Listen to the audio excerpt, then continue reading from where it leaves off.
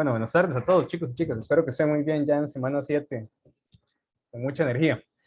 Eh, Les decía, esta lectura de James Rachel es bastante clara, me parece.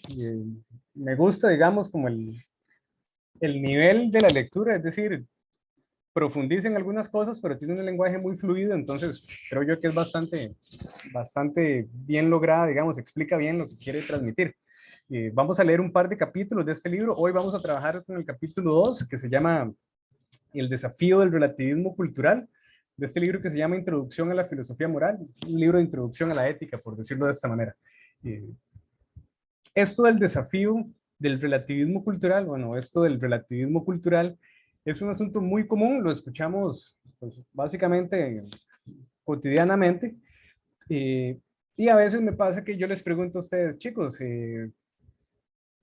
para ustedes, ¿qué consideran si esto es bueno o es malo? Y muchas veces la respuesta es, profe, de ahí depende, porque lo que para usted es bueno, para mí no puede que no sea bueno. Eso es una forma de relativismo. Aquí vamos a hablar del relativismo a nivel cultural, ¿verdad? Lo que una cultura considera que es bueno, otra cultura considera que no es bueno. Eh, pero también podemos hablar, digamos, de un relativismo individual, ¿verdad? También puede pasar esto a nivel de individuos, pero acá lo vamos a estudiar, a revisar en relación a las culturas. Y vamos a ver que se parece mucho a los puntos débiles de la teoría del relativismo cultural, también los podríamos aplicar a los puntos débiles del relativismo individual. Vamos a hacer los mismos pasos, ¿verdad? Un repasito de la lectura, unos audiovisuales y después comentar un poco los casos. Y bueno, ya después ustedes se encargan de la bitácora. Esto del relativismo cultural, entonces les decía, creo yo que es bastante usual, bastante común. Y vamos a centrar un poquito aquí. Y pues bueno, parte de un hecho innegable, y es que la humanidad, los seres humanos, somos muy diferentes entre sí, las culturas son muy diferentes, hay mucha diversidad. Eh, a lo interno de los países hay mucha diversidad, ustedes van a Guanacaste y van a Limón y se encuentran que son tradiciones culturales diferentes, cosas en común, claro, pero las comidas son diferentes, las formas de hablar son diferentes, etcétera, etcétera. Eh, ¿Qué pasa? Que a nivel, digamos, global, somos muy diferentes. Tenemos muchas cosas en común, pero tenemos culturas muy diferentes. Eso es innegable, es una evidencia, digamos, obvia.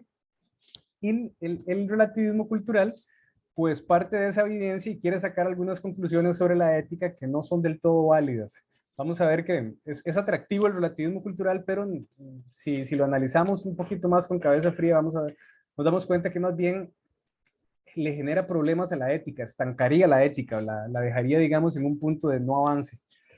Pero bueno, a eso vamos a llegar.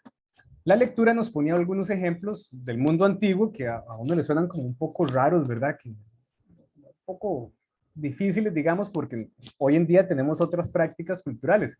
Eh, por ejemplo, la lectura plantea la diferencia entre los griegos y los calacios. Dice la lectura que los griegos, en las honras fúnebres de sus difuntos, pues lo que hacían era, optaban por la cremación, ¿verdad? Incineraban a los cuerpos, mientras que los calacios tenían la costumbre de comerse a los cadáveres de los seres vivos. Y cuando uno lee eso, uno es como, qué cosa más rara, ¿verdad? Uno lo ve como algo que está, es como chocante, como mal. Eh, esta idea de comer los cadáveres tiene, digamos, un trasfondo de incorporar, ¿verdad? El cuerpo del difunto en nosotros mismos y que perviva en nosotros, por decirlo así. Es decir, nos lo comemos para que no nos abandone, ¿verdad? Para incorporarlo, digamos, en nuestro, valga la redundancia, en nuestro cuerpo. Esto, voy a hacer aquí un paréntesis para que vean que no es tan alejado, digamos, algunas prácticas culturales que existen hoy en día. Eh, Algunos de ustedes puede que sean católicos. El catolicismo a nivel simbólico come el cuerpo y la sangre de Cristo, ¿verdad? Cuando ustedes, digamos, van a la comunión, simbólicamente es el cuerpo y la sangre de Cristo. Bueno, a nivel simbólico entonces las personas incorporan eh, el cuerpo y la sangre de Cristo y hacen suyo, digamos, se apropian de la divinidad. Salvando las diferencias, es una práctica cultural que tiene como la misma lógica interna, digamos, de por qué entonces los calasios se comían a sus seres queridos y por qué muchos años después, siglos después, los judeocristianos comen, digamos, las hostias, simbólicamente reflejando el cuerpo de Cristo. Eso lo menciono porque a veces uno puede pensar que esta cosa de comerse a los muertos es algo como bárbaro, como que muy alejado. No es tan alejado, y a nivel simbólico la religión judeocristiana pues tiene este ritual que es parecido, digamos, a nivel simbólico. Hay una explicación de esto mucho más amplia de lo que yo acabo de decir, que se encuentra en un libro de Sigmund Freud, este psicoanalista austriaco que les enseñaba hace un ratito, que se llama Tótem y Tabú. Lectura recomendada por si quieren indagar como en esas cosillas. No me voy a meter ahí porque pues, no es clase sobre Freud, pero para los que quieran indagar por ahí, la lectura de Freud pues es bastante clarificadora, ¿verdad? Ahora bien, nos señala la lectura que estas costumbres pues son totalmente diferentes y que parecen inconcebibles para personas que estén fuera de esta cultura. Es decir, para los griegos era imposible pensar en comerse a sus seres queridos difuntos. Para los calasios era totalmente impensable quemar a sus seres queridos. Entonces, era como que no había un punto de encuentro entre esas culturas. Ahora bien, otros ejemplos que aparecen acá, se mencionan a los esquimales en varias ocasiones con diferentes patrones culturales que tienen. Algunos uno los considera como muy crueles, ¿verdad?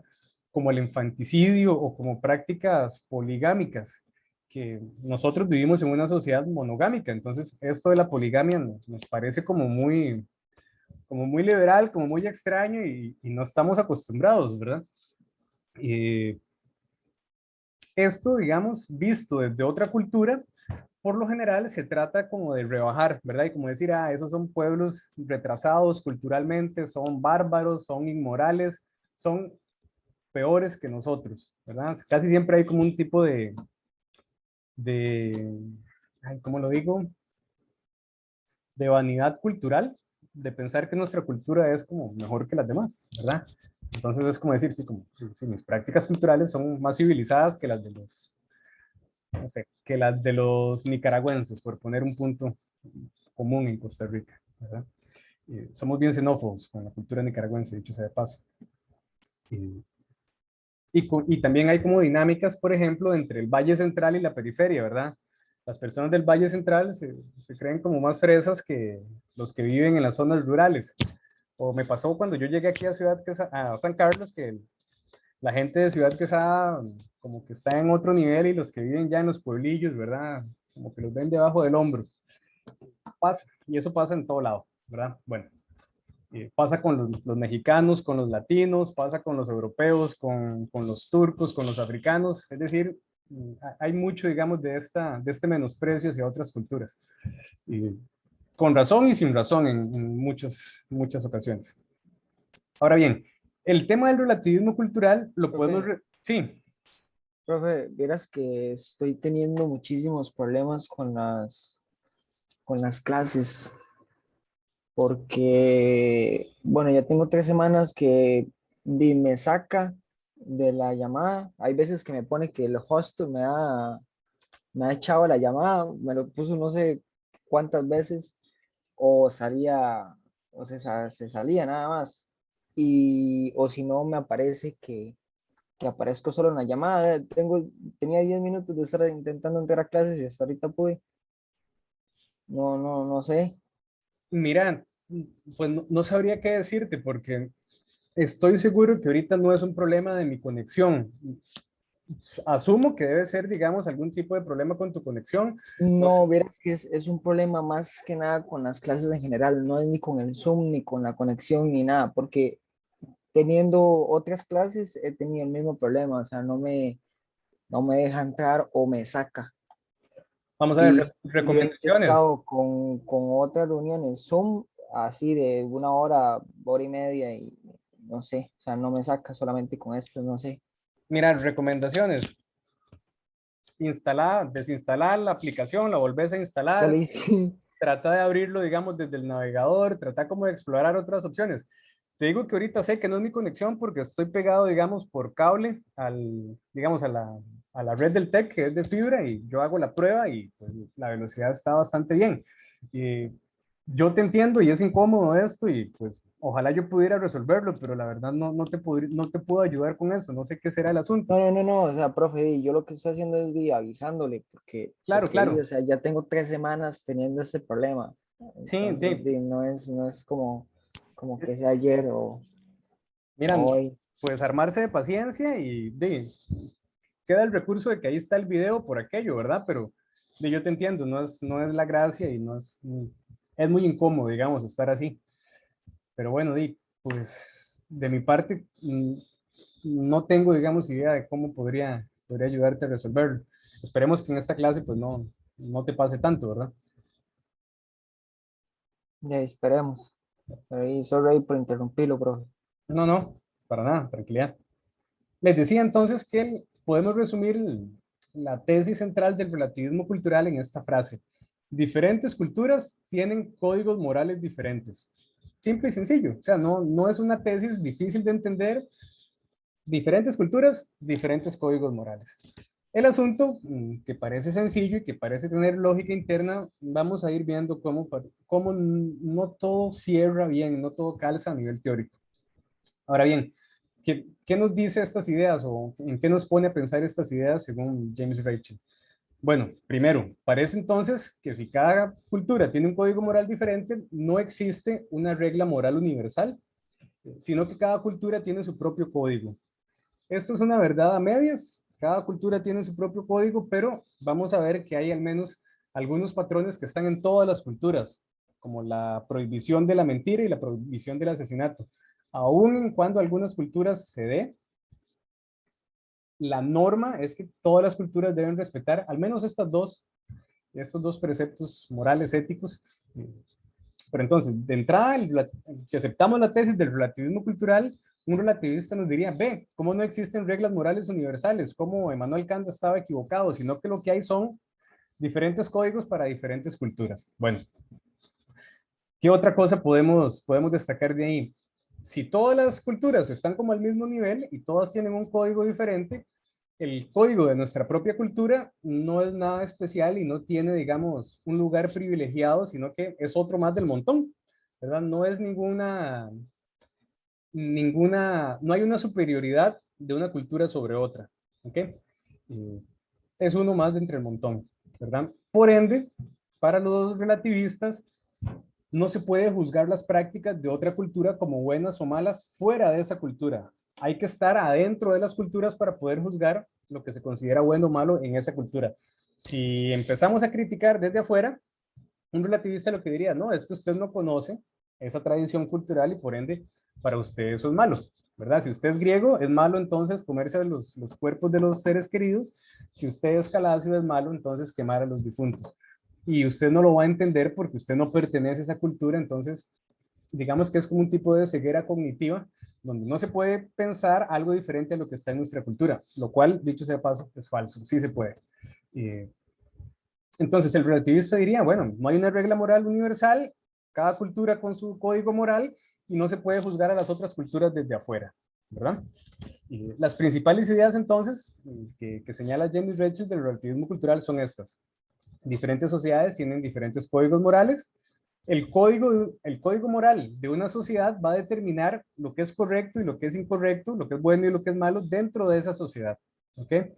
Y el código entonces digamos, es por decirlo así, la tabla para medir, la regla para medir qué es correcto, qué no es correcto, y ese es digamos, el instrumento que se utilizaría en esa cultura. No habría un criterio objetivo que se pueda emplear para juzgar el código de una sociedad como el mejor que otra, ¿verdad? Aquí no hay una objetividad, sino que lo que hay es una relativización, ¿verdad? Todo está como al mismo nivel. Y también el código moral de la propia sociedad no sería especial, ¿verdad? Es solo uno entre montón. No habrían verdades universales en ética, sino que lo que habrían son verdades particulares para cada cultura. Y no habría de algo así como un consenso generalizado.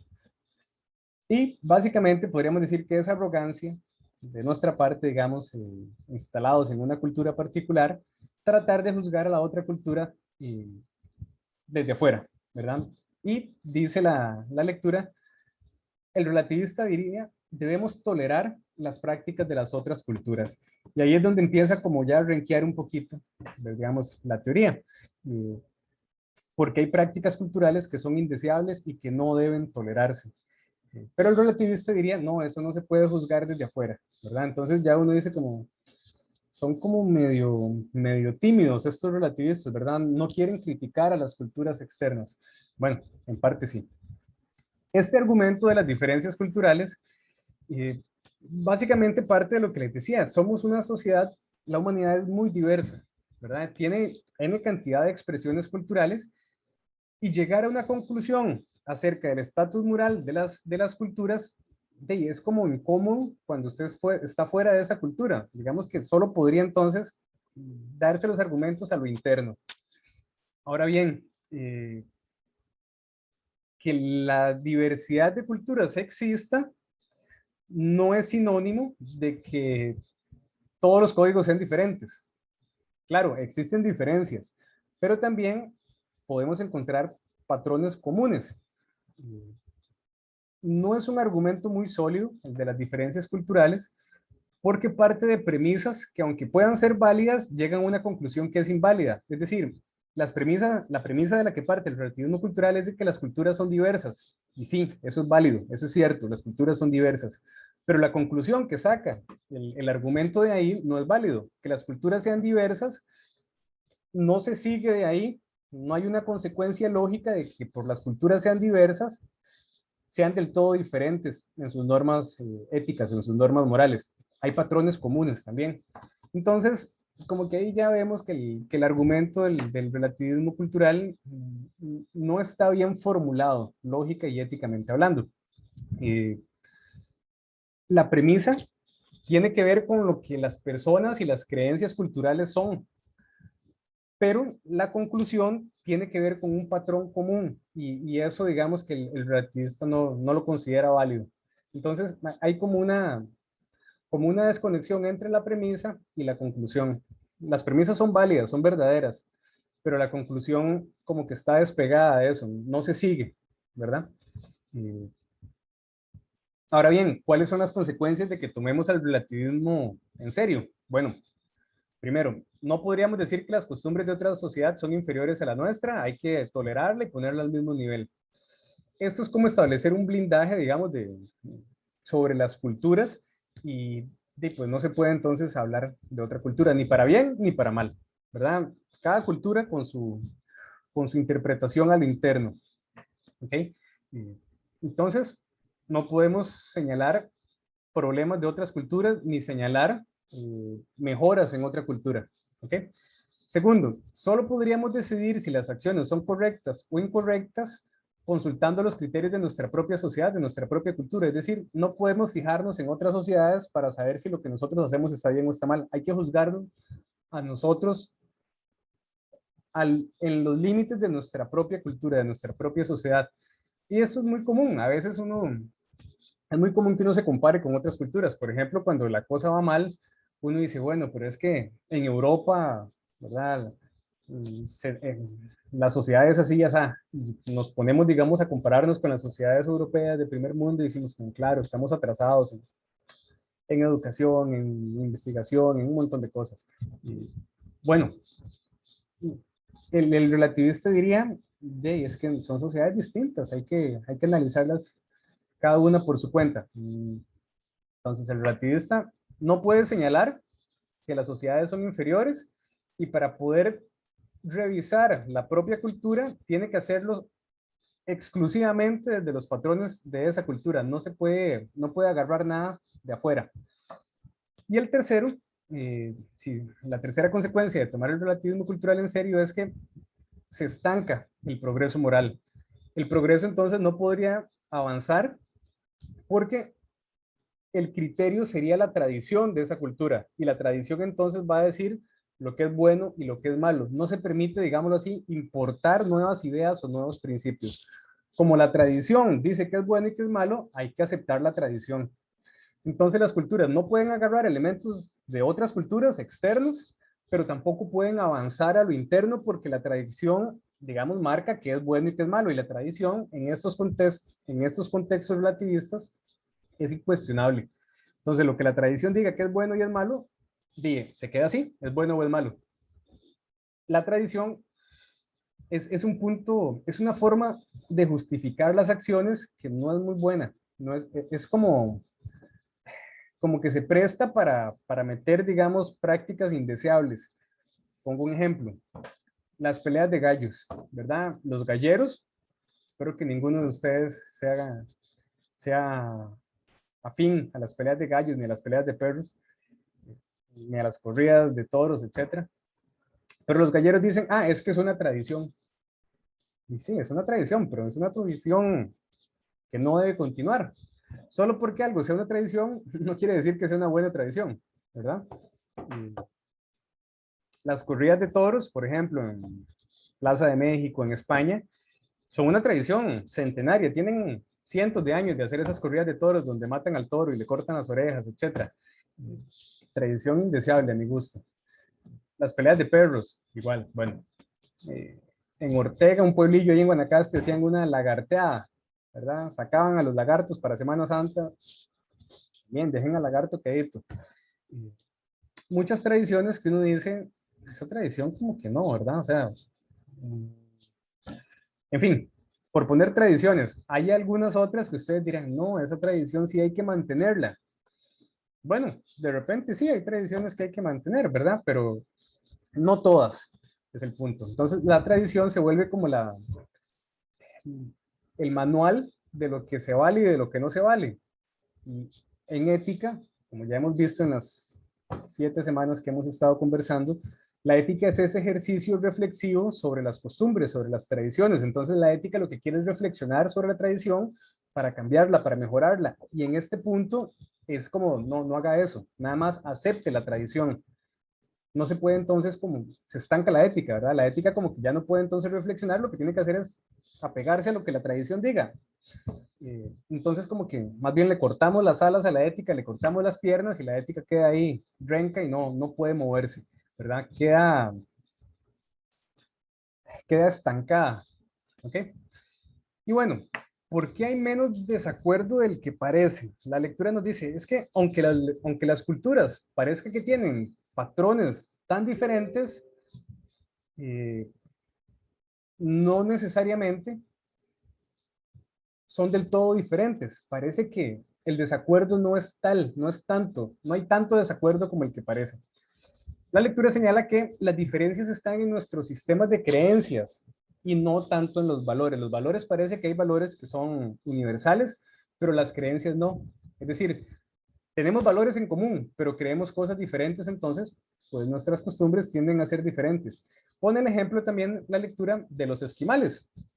Los valores de los esquimales, señala James Rachel, no son tan diferentes a los nuestros, pero a los esquimales las condiciones de vida que ellos tienen les imponen decisiones que nosotros no tenemos que tomar, ¿verdad? Los esquimales viven en contextos de escasez de recursos, de frío extremo, etcétera, etcétera. Entonces, tienen otras pautas culturales porque tienen otras pautas geográficas, por decirlo así, pero en el fondo también respetan el valor de la vida, tienen valores que son comunes con nosotros, pero sus condiciones son distintas. Entonces tienen que tomar otras decisiones que nosotros no estamos obligados a tomar.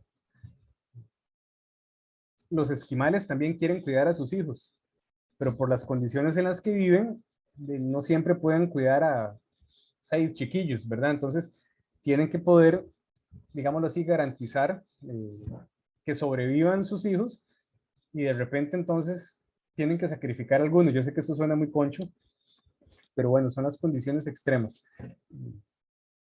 Entonces, todas las culturas parece que tienen valores en común, ¿verdad? Lo que les comentaba, los casos de infanticidio en las culturas esquimales son excepciones forzadas, por las dificultades del entorno en el que viven. Tanto los esquimales como las otras culturas tienen el valor de protección de los niños. Y si sacrifican un niño es para proteger a otro. Entonces, el valor es parecido, el valor es el mismo, pero las situaciones de vida de cada cultura son distintas. Ahora bien, no crean que yo estoy justificando, digamos, que el relativismo es válido. De hecho, para mí no es una buena teoría. Eh, no sean relativistas. Pero también, digamos, hay que reconocerle algunas enseñanzas que nos deja el relativismo. Ahora bien, nos dice la lectura, y esto creo que lo he señalado ya en otras ocasiones, es un consenso y en muchos de los documentos, en los textos de ética se señala así. Las sociedades ocupan, digamos, un nivel básico de convivencia, y ese nivel básico parte entonces de el respeto a la vida y el respeto a la veracidad, el respeto a la verdad. No funciona ninguna sociedad si no se respeta la vida y si no se respeta la verdad. Claro, la gente comete homicidios, la gente miente, pero esas son excepciones a la regla, no son la norma. Es decir, yo creo que ya he puesto este ejemplo, pero bueno, piensen que ustedes van a tomar un autobús, que el autobús sale de Ciudad Quesada a las 4 de la tarde y ustedes vienen para clase, que la clase es a las 5, entonces ustedes calculan que tienen que tomar el bus de las 4 porque si no, no llegan a tiempo. Bueno, ustedes llegan a la parada de buses y el chofer les dice, ah, no, vea, les mentí, el bus ya sale a las 5, no sale a las 4. No funciona una sociedad así. Aunque el bus se atrase un poquitito, uno sabe que más o menos va saliendo a las 4, 4 y 5, porque la hora tica, ¿verdad? Pero si la sociedad tuviera norma, digamos, si la norma fuera la mentira y el asesinato, de nadie saldría de la casa por miedo a que lo maten y uno no podría confiar en lo que le dicen las personas, ¿verdad? Entonces se vuelve imposible convivir. Entonces, al menos esos dos principios están en todas las culturas y todas las sociedades, digamos que dependen de esa forma de comportarnos.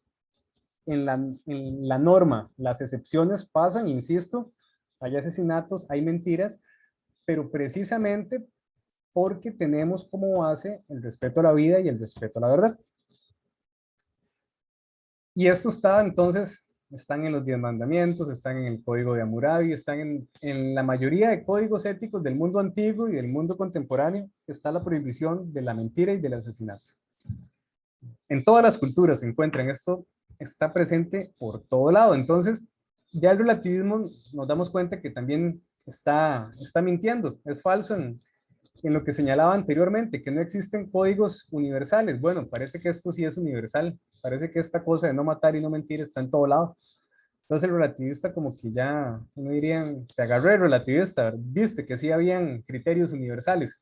No todos, pero al menos esos dos sí, ¿verdad? Entonces ya eso nos pone una base común. En ética le llamamos ética de mínimos, como decir el mínimo común denominador ético, ¿verdad? Que todas las culturas tienen en común. Bueno,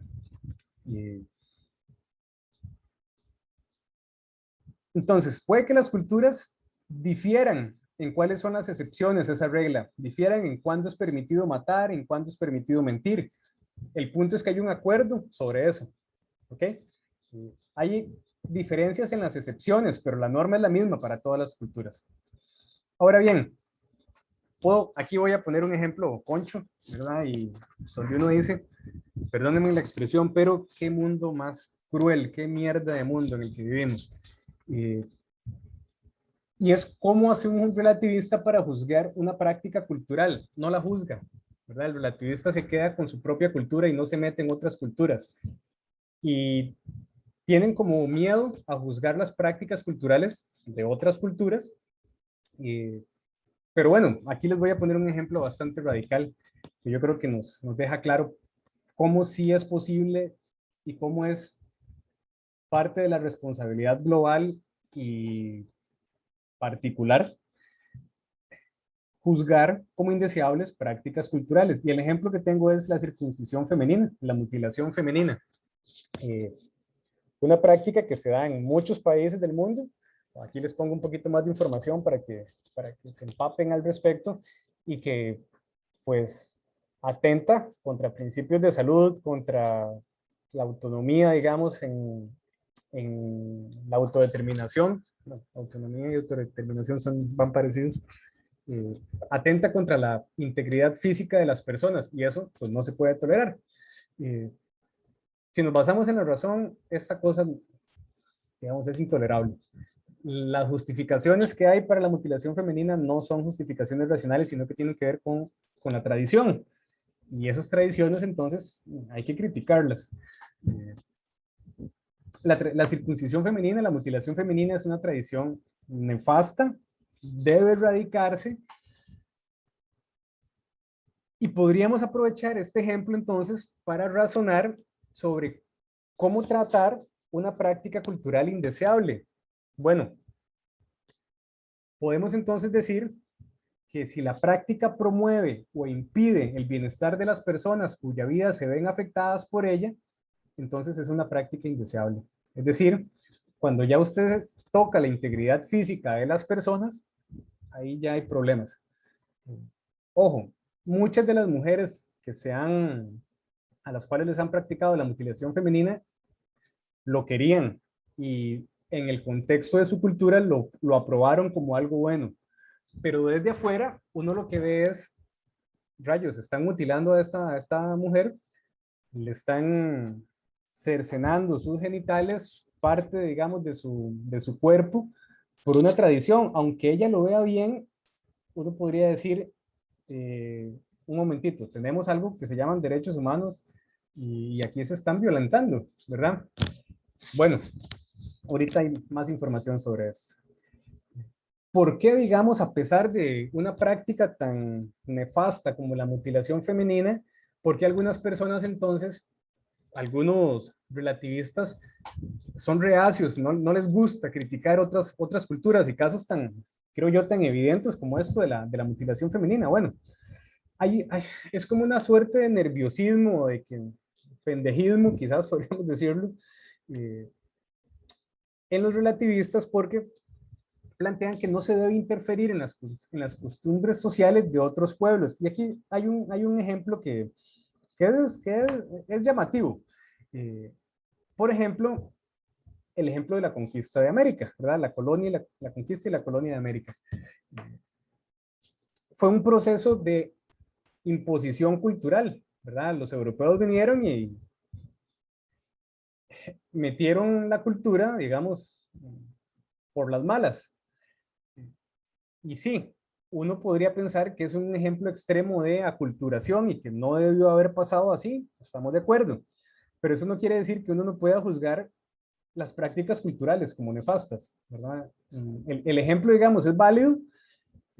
Lo que hicieron los europeos en América fue una masacre, pero eso no quiere decir que no podamos juzgarlo, ¿verdad? Un poco por lo que señalaba antes. Entonces, tienen un poco como ese recelo los relativistas de decir, es que esta práctica es mala porque entonces podríamos estar cayendo como en una culturación, ¿verdad? Uno podría pensar en un eurocentrismo o en un tipo de aculturación, digamos, europea occidental sobre culturas asiáticas o africanas o culturas indígenas. Que ciertamente tiene que haber respeto cultural, no necesariamente eso se traduce en tolerancia irrestricta, como tolerarlo todo, no. Ahora bien, es cierto y es válido que debemos ser tolerantes con algunas prácticas culturales, hasta cierto punto. Entonces aquí lo complejo es determinar cuándo hay que ser tolerante y cuándo no. Eh, por ejemplo, con los preceptos religiosos, bueno, la tolerancia religiosa es muy aceptada. Básicamente cada persona tiene libertad de culto y paréntesis, por eso es bueno que los estados sean laicos, porque así cada persona está al mismo nivel. Lo que pasa en Costa Rica es como es un estado católico, entonces parece que los católicos son, digamos, están como alineados con la religión del estado y los que no son católicos, entonces como que no obtienen los mismos beneficios. Esto digamos que ya se ha relajado mucho, pero hace un par de siglos, las personas que no eran católicas, entonces no podían enterrarse en un cementerio, porque solo los católicos enterraban. Habían cementerios para cada religión. Los judíos tenían su cementerio, los católicos tenían su cementerio, y en muchas partes todavía es así. En fin, ¿qué pasa? Que debemos tolerar, ¿verdad? La religión particular de cada quien, y eso, bien, ¿verdad? La gastronomía de cada cultura, que en algún lugar comen una cosa y en otros comen otra. Bueno, eso, no sé, yo tengo mis recelos con algunas cosas por maltrato animal, dicho sea de paso, pero bueno, en la gastronomía es un buen ejemplo del relativismo cultural y uno dice, hey, sí, esta gente come esto y yo como esto y a mí no me gusta eso y bueno, no voy a comerlo, respeto que usted quiera comer eso, pero yo no voy a comer. En fin, eso se vale, pero hay otras cosas, un poco como lo decíamos aquí antes, cuando ya se impide el bienestar de las personas, ahí ya es como, no, no, son toque, ¿verdad? Ya eso no. Eh, Insisto, el ejemplo creo yo que nos ayuda a entender más rápidamente esto es la mutilación femenina. Eh, entonces, ¿debemos tolerar las otras culturas? Sí, la tolerancia es una virtud, sí. Yo tolero, por ejemplo, a los sapricistas. Tengo amigos sapricistas, los tolero. ¿Qué va a hacer uno, verdad? Cada quien con su equipo. Eh, pero no necesariamente hay que tolerarlo todo. ¿Ok? Eh, la tolerancia, si bien es cierto, entonces es una virtud, no exige que toleremos todo, ¿verdad?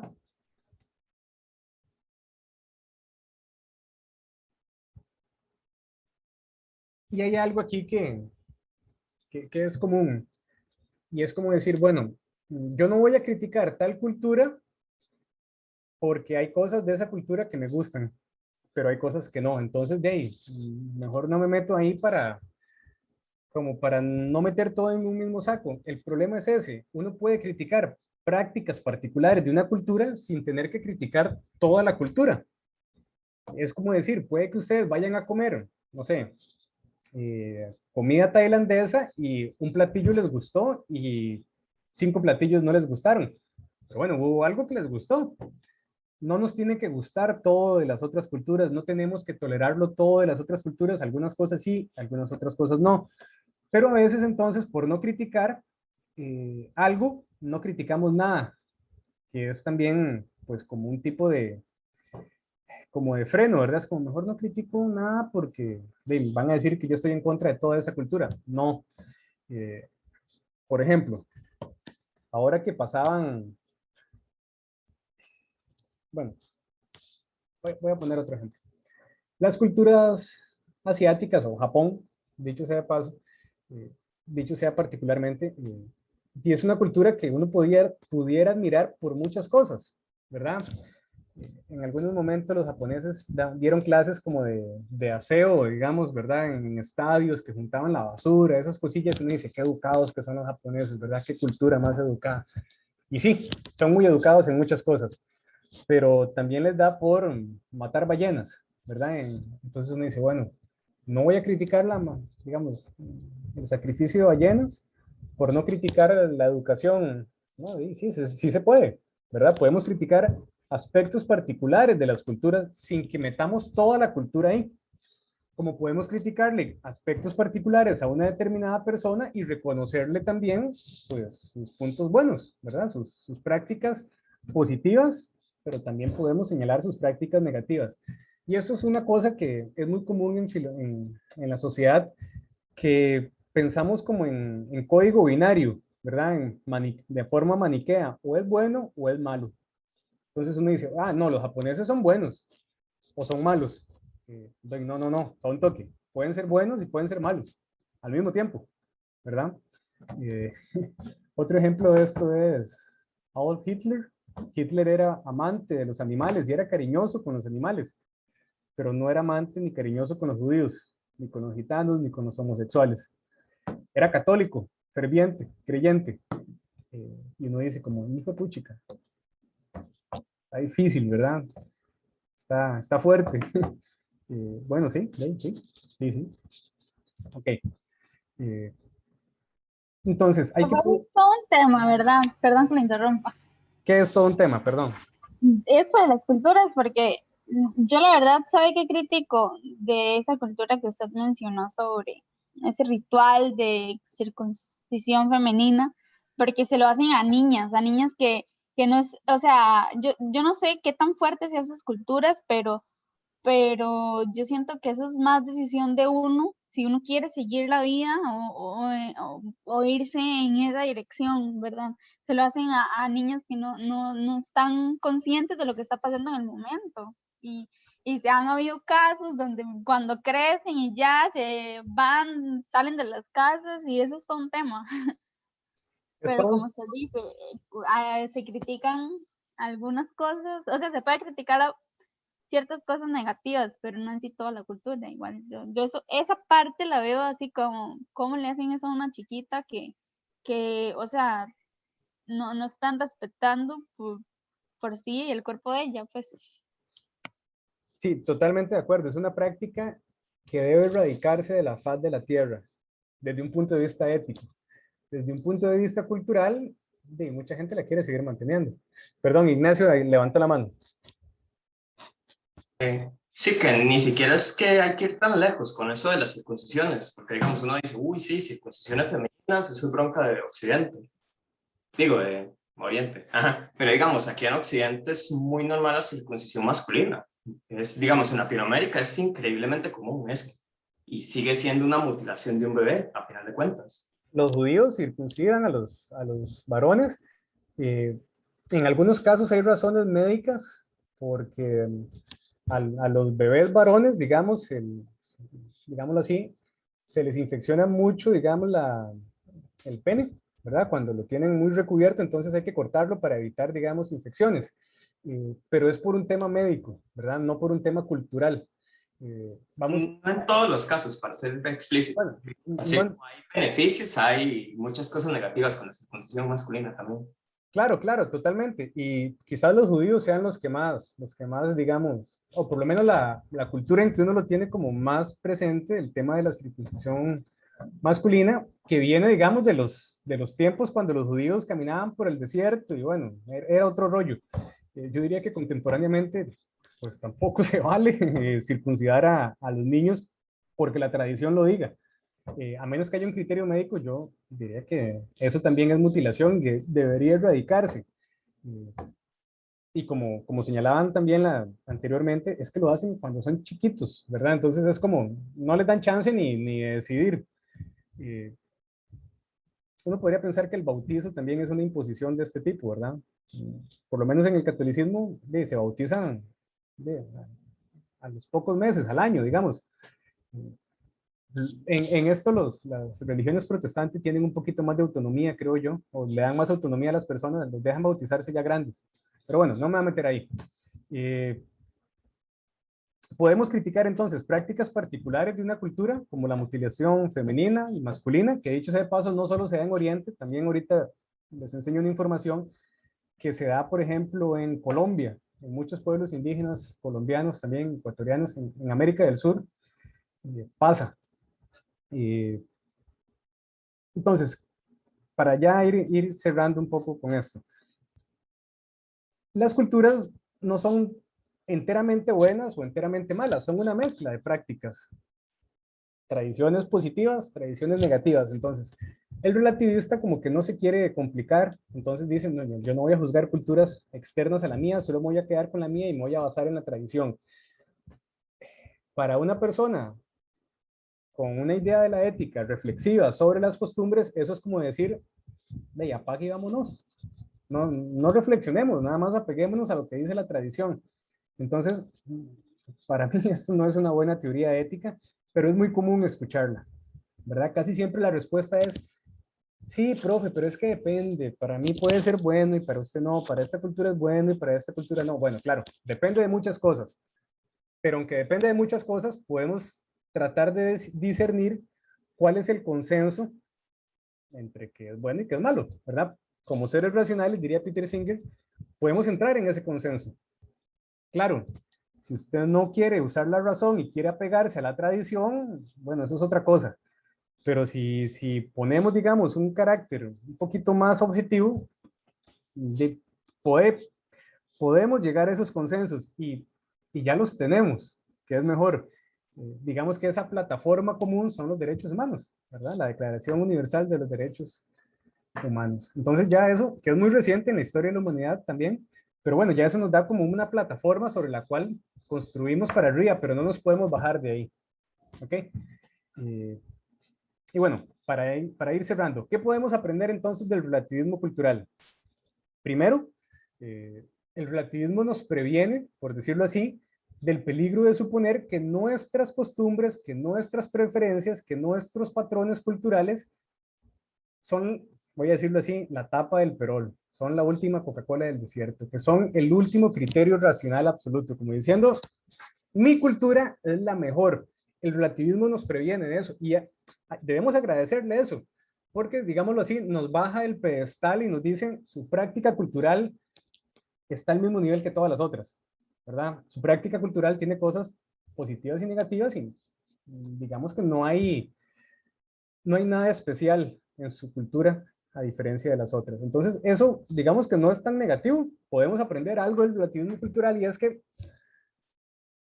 no somos el mejor modelo de ser humano en nuestra cultura. Podemos aprender de otras culturas, digámoslo así. Eso no lo dice el relativista, eso lo digo yo. Ok. Entonces, el relativismo nos recuerda eso y al recordarnos eso, digamos que nos hace un favor. Nos pone, digamos, voy a decirlo así, nos saca del centroculturalismo, por decirlo así, como pensar que nuestra cultura es el centro y que todo lo que se hace aquí o es bueno o es malo, pero que es como, como el eje sobre el cual gira todo. No, no, no. Hay otras culturas que también tienen prácticas que consideran lo mismo. Entonces, ese recordatorio es válido. Y empieza, digamos, el relativismo con una intuición valiosa, digamos, con un chispazo válido, de que nuestras prácticas son productos culturales. Efectivamente, nosotros tenemos una cultura que nos marca muchísimo, que a nivel ético, pues, es lo que tenemos que reflexionar y cambiar. Pero ese es otro recordatorio valioso, ¿verdad? Somos productos de la cultura en la cual vivimos, ¿verdad? Sí, nacimos en Costa Rica y probablemente entonces la mayoría de costarricenses sean católicos o judeocristianos en alguna de sus variantes. Si hubiéramos nacido en India, probablemente seríamos de cultura hindú. Si hubiéramos nacido en Israel, probablemente seríamos judíos. ¿Por qué? Por el lugar en el que nacimos, por la cultura en la que nacimos. ¿Ok? Eso es válido, pero el relativista se equivoca al inferir, al sacar la conclusión de que como las prácticas culturales, de que algunas prácticas son fruto de la cultura, todas deben serlo. No, no todas las prácticas que los seres humanos tienen se pueden reducir de esa cultura. Podemos tomar prácticas de otra cultura, prácticas de las teorías éticas, podemos ampliar nuestro repertorio, digámoslo así, de actividades culturales, más en un mundo globalizado, ¿verdad? En un mundo donde tenemos acceso a lo que hacen otro montón de culturas, uno podría pensar que somos ciudadanos del mundo, por decirlo de esta manera. Entonces, como que nuestra capacidad para asimilar prácticas culturales y valorarlas hoy en día es mucho más amplia que en cualquier otro momento de la humanidad. Entonces, es como reducirse mucho uno mismo, digamos, su paleta de opciones culturales y decir, no, yo solo voy a vivir como vivían los costarricenses, como dicta la tradición costarricense. Hijo de puchica, pero nuestra tradición es una mezcla de un montón de culturas, ¿verdad? De italianos, chinos, afrodescendientes, culturas indígenas. Entonces, nosotros somos un gran crisol de culturas. Entonces, por ahí, y insisto, una sociedad altamente globalizada donde podemos ver TikToks de todo el mundo y Instagram de todo el mundo y Facebook de todo el mundo y videos de todo el mundo. Entonces, es como un poco ingenuo querer quedarse con algo más reducido cuando tenemos el mundo, digamos, a nuestro acceso. Una primera, digamos, un primer aprendizaje. Un segundo aprendizaje que nos deja el relativismo cultural. Mantengamos una actitud abierta, ¿verdad? No nos cerremos, no nos estanquemos éticamente. Mente abierta. Un mundo abierto empieza con una mente abierta. El relativismo, al subrayar que nuestras opiniones reflejan los prejuicios de nuestra sociedad, nos da, digámoslo así, un antídoto nos vacuna contra el dogmatismo de nuestra cultura. Es decir, sabemos que hay un más allá de nuestra cultura, ¿verdad? No nos tenemos que quedar con lo que nuestra cultura nos dice. Hay más allá, hay otras formas de organizar la sociedad, otras culturas. Eh, y es entendible, el relativismo tiene atractivo, ¿verdad? Porque en una conversación rápida es como, sí, depende, ¿verdad? Depende. Eh, pero si entramos como a hilar un poquito más fino, vamos a encontrar patrones comunes, o por lo menos patrones en los que podemos coincidir, que tal vez no sean comunes, pero podemos llegar a ese acuerdo. Eh, entonces, ¿es atractivo el relativismo? Sí, tiene como su cierto encanto, ¿verdad? Es como el canto de las sirenas. Eh, a pesar de que la teoría tiene sus limitaciones, que ya he señalado, pues bueno, no deja como de tener ese gancho, ¿verdad? Como que atrae. Eh, y es atractiva entonces porque tiene, digamos, una idea genuina, está parte de una premisa válida. La humanidad es muy diversa. Y cuando estamos inmersos dentro de una cultura, las prácticas y las actitudes de esa cultura parecen naturales y parecen entonces que son buenas y que así es el orden del mundo. Por eso, esto tiene que ver incluso con el nacimiento de la filosofía. Los primeros filósofos griegos, Tales, Pitágoras y todos ellos, lo que hicieron fue viajar mucho. Salieron de la cultura griega, fueron a Egipcio, fueron a Asia Menor y vieron otras prácticas culturales. Y se dieron cuenta que habían otras cosas y bueno, echaron para su saco, por decirlo así. Entonces, recomendación contra el relativismo cultural: viajar, vayan a conocer otras culturas y se darán cuenta que hay cosas muy buenas, muy lindas, y otras no muy lindas ni muy buenas.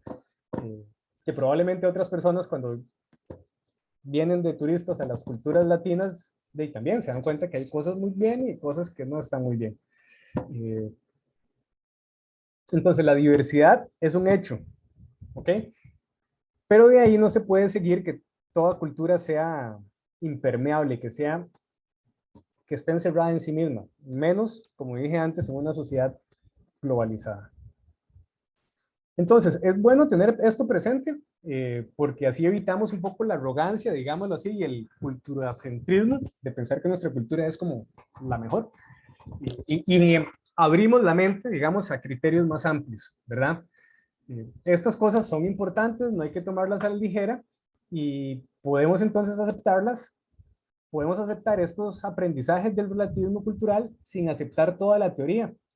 Es decir, quedémonos con estas ideas que nos señalan, digamos, puntos, digamos, de mesura, de precaución a nivel de aceptar el relativismo cultural, porque no vamos a aceptar toda la teoría, pero sí aceptamos entonces un par de aprendizajes. Y bueno, eso es lo que yo quería comentarles de la lectura, chiquillos. No sé si hay alguna pregunta, algún comentario hasta aquí, del repasillo de la lectura. Profe, yo tengo como una consulta, o tal vez no es tan consulta, sino es como que tengo problemas como para identificar algunos conceptos, digamos, en estas lecturas. Entonces, por ejemplo, yo había puesto que tal vez el relativismo cultural y las diferencias culturales podrían equivaler como conceptos, pero no sé si está correcto. Ok, sí, relativismo cultural sí, ¿verdad? Ok. Podríamos hablar de progreso moral, que es otro concepto. Vamos a ver, aquí tal vez me estoy brincando algunos. Ok, relativismo cultural. Ok. ¿Cuál fue la otra que vos dijiste? Diferencias culturales. Sí, Ok, quedémonos con relativismo cultural, ¿verdad? El relativismo cultural entonces está enfocado en las diferencias culturales, pero el concepto ahí es relativismo cultural. Ok. Vamos a ver. Podrían decir verdad universal, podría ser otro concepto. Código moral podría ser otro concepto. Vamos a ver. Acciones correctas o incorrectas podrían ser otro concepto. Ya progreso moral lo dije. Vamos a ver. Bueno, valores podría ser otro concepto que está por ahí.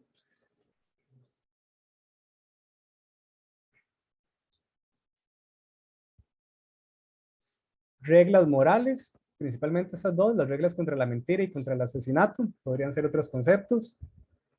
Y vamos a ver. ¿Cuántos llevo ya? Ya perdí la cuenta. Creo que llevan como 5, ¿verdad?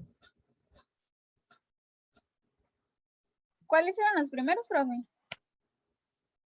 Ok, teníamos entonces, bueno, podemos tener relativismo cultural, obviamente es, creo yo, el más evidente, ¿verdad? Pero podemos tener también códigos morales, relativismo cultural, y les decía, lo correcto y lo incorrecto, verdad universal. Por aquí tenía, bueno, eso ya lo dije, acciones correctas, incorrectas. Ah, progreso moral era el otro.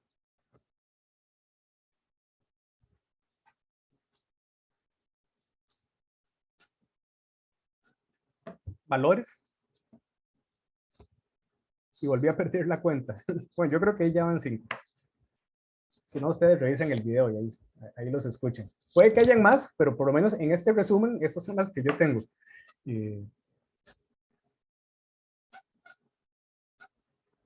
Sí, vean, quiero que veamos, antes de hacer el receso, quiero que veamos un video, no de estos dos, sino de otro video, un documental que se llama Human o Humano, para graficar esto que hablábamos y pues bueno, conversarlo un poquito y hacer un receso y ya después venimos a otra cosa. Y un segundo porque aquí lo apunté, un minuto en el que, es que es un documental bastante largo que, pues bueno, yo se los recomiendo, si lo buscan ahí en YouTube, tiene una fotografía muy buena, tiene historias muy buenas. Quiero que veamos un extracto de lo que podríamos llamar relativismo cultural. Entonces, okay, son como un par de minutillos, no es mucho, entonces veámoslo y lo comentamos, ¿ok? Ok, bueno, no es esta la participación que yo quiero que veamos, sino la que sigue a continuación. Entonces, un par de minutos y presten atención, tiene que ver con el relativismo y pues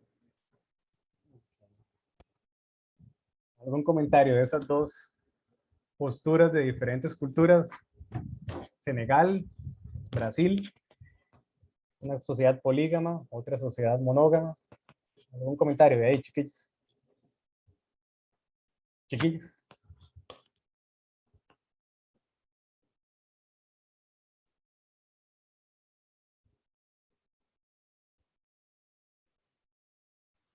Profe, Dime. yo lo que noté de esas dos personas hablando es que, ok, en un país es legal, en otro país es ilegal, puede estar casado o simplemente estar con varias personas, pero lo que me llamó la atención es que en ambos casos es el hombre el que está con varias mujeres. O sea, hasta el momento, lo que hemos visto ese video, no se ve ninguna mujer diciendo como, ok, yo estoy con varios hombres y me es permitido además estar con varios hombres. También Entonces existe, se diferencia esa, de como eso, ¿verdad? Del género y que a los hombres sí se les es permitido o no es tan mal visto como fuera en el caso de mujeres. sí, tenés razón en eso. Parece que hay como una estructura machista que subyace a todo esto de la poligamia. Pero también hay sociedades donde las mujeres tienen más de un esposo. Eh, entonces sí, tenés razón, pero hay otros casos donde también las mujeres pueden tener más. Quizás la mayoría de casos entonces sí sea el hombre, digamos, el afortunado, podríamos decirlo así.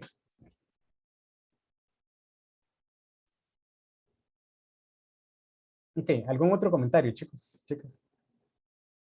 No, es que en general este tema de la poligamia es algo es un tema bastante curioso, porque digamos, supuestamente el ser humano es un ser poligámico, nada más que la mayoría de sociedades, sea con el desarrollo de los años, se han desarrollado para generar, por decirlo así, ese recelo o esa necesidad de mantener una sola pareja, y por decirlo así, hacer que esa pareja conservarla de una manera.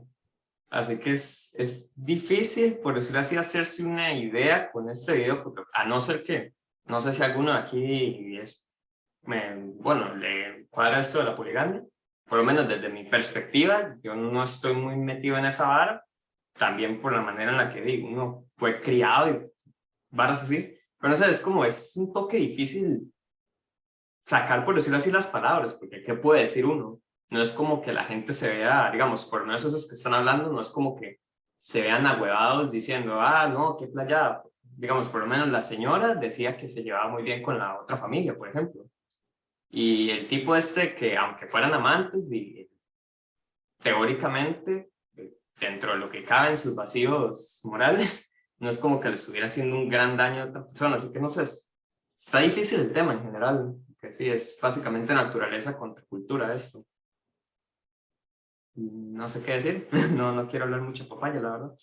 No, gracias por el comentario, Ignacio. Es cierto, está esta dinámica naturaleza, digamos, cultura. A mí me hace gracia que la señora dicen, hay algunos que tienen 2, 3, 4, y dicen, como diciendo, hay algunos que solo tienen una, como diciendo, no quiso más, ¿verdad? Es decir, en las sociedades polígamas también se puede ser monógamo, pero en las sociedades monógamas como que no les gusta que la gente sea polígama. Y el señor dice algo también interesante. Él dice, yo no sé si es que nací en un lugar equivocado. Como diciendo, oye, de repente hubiera nacido en Senegal y no hay bronca. Entonces, efectivamente, el tema es complejo. Esto de la poligamia, pues creo yo que no es el tema, digamos, más sensible, más complejo con esto del relativismo. El ejemplo que quiero que critiquemos a fondo es de la mutilación femenina, y para eso tengo más información por aquí, que después del receso quiero que veamos, pero este quizás no es un ejemplo como tan radical que uno diga, hey, ¿verdad? O yo puedo tolerar que la gente quiera tener 2, 3, 4 esposas o esposos. Yo solo tengo una esposa, ¿verdad? Y una suegra, y ya con eso, más que suficiente, ¿verdad? Entonces, no quiero, yo me llevo muy bien con mi suegra, no lo tomen a mal, y con mi esposa también, pero yo creo que lo decían antes, es que uno cuesta quitarse como la forma en la que uno fue criado, digamos, en su cultura. Pero bueno, no quiere decir que en Costa Rica no haya poligamia extraoficial, ¿verdad? O sea, hay mucha infidelidad, sí, pero no se constituye como poligamia porque está ahí como escondida, ¿verdad? Es decir, es una poligamia no reconocida, ¿verdad? Hay gente que tiene sus queridos, queridas y de años. Y uno dice, hey, ¿cómo será estar enamorado de 2 personas? Es como, no sé, no sé, nunca me ha pasado, digamos, siempre he estado como enamorado de una sola persona, en diferentes momentos de diferentes personas, pero por lo menos yo nunca lo he experimentado, no sé, supongo que estas nuevas tendencias también, ¿verdad? El poliamor y las relaciones abiertas y todo eso, han venido a cambiar la sociedad costarricense, pero somos tradicionalmente una sociedad pues, monógama, y mucho más cruel aún. Bueno, ahora el divorcio es como más aceptado, ¿verdad? Y si a la pareja no le va bien, pues se divorcian, y hay una alta tasa de divorcios, dicho sea el paso, pero antes era el matrimonio es para toda la vida. Y de ahí, si le va mal, aguante. Cosa que es como indeseable porque de ahí, ahí se esconden abusos, maltratos, hasta femicidios, homicidios, por estar, digamos, en una relación de violencia conyugal. ¿Algún otro comentario sobre eso, chiquillos?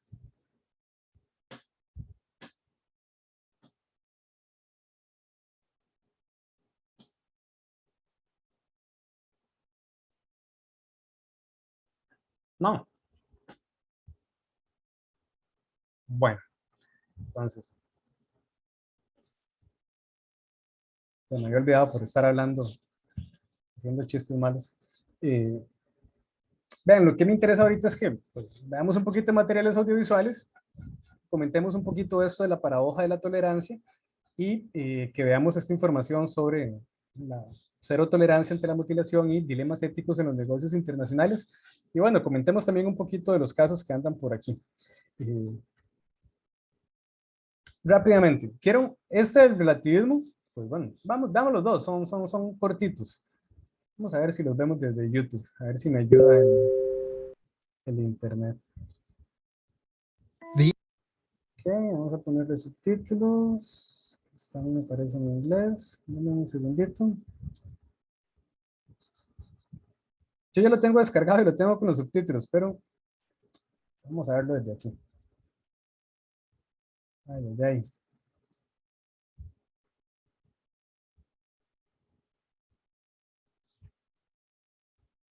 Ok. Creo que ustedes no lo están viendo, ¿verdad? Vamos a compartir pantalla. Ay, es que se me olvida ponerle el sonido. Ahí está con el sonido. Voy a poner mi cámara. Y bueno, veamos esto. Esto es una definición de relativismo, ¿verdad? Algo pues, relativamente parecido, casi que idéntico a lo que comentábamos antes. Entonces veámoslo para refrescar y después vemos el otro. The A to Z of isms. Relativism. Moral relativism is the view that what's right. Perdón, porque quedaron subtítulos en alemán, no sé por qué.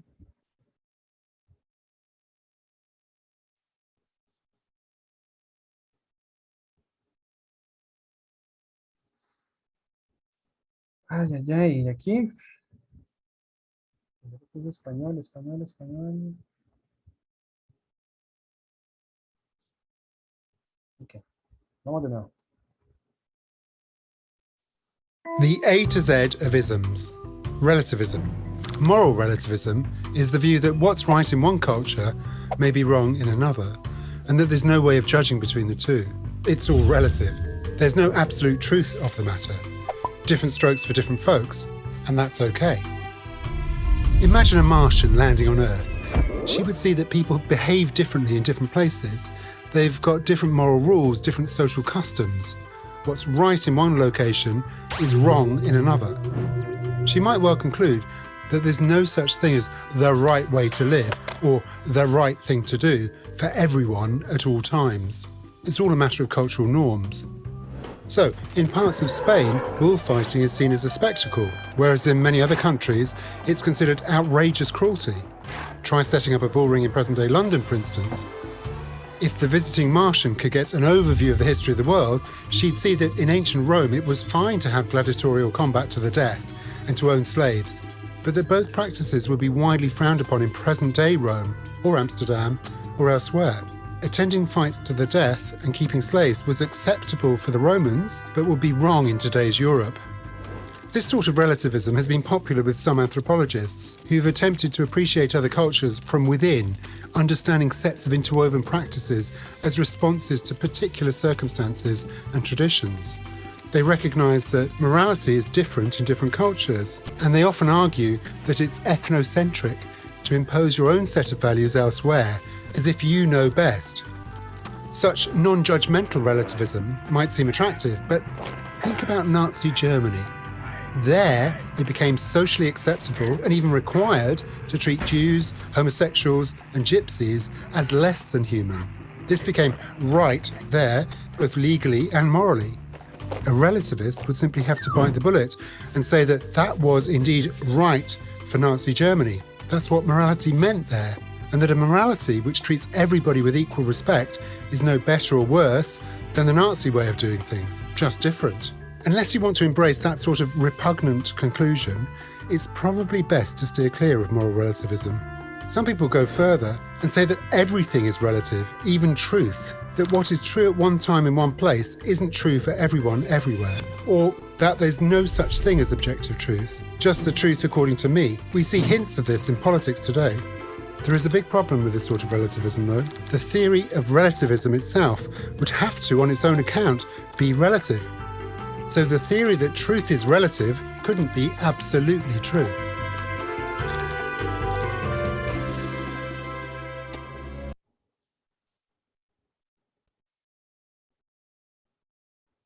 Creo que el otro video mejor lo pongo con mis subtítulos porque estos decían Nancy en vez de nazis. Pero bueno, creo yo que es una explicación, la verdad, bastante resumida del tema del relativismo, bastante clara. Un poco el concepto que les decían, yo les decía eurocéntrico, pero el concepto más preciso es etnocéntrico, pensar que la cultura de uno es el centro y que es como lo más importante y que las demás culturas son atrasadas.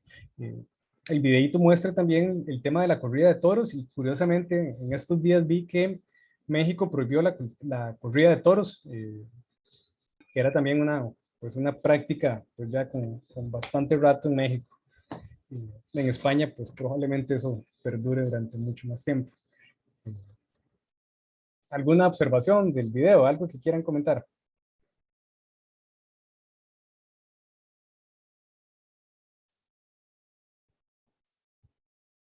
No. Pasamos al otro video entonces. Okay. El otro video, vamos a ver qué lo dicen.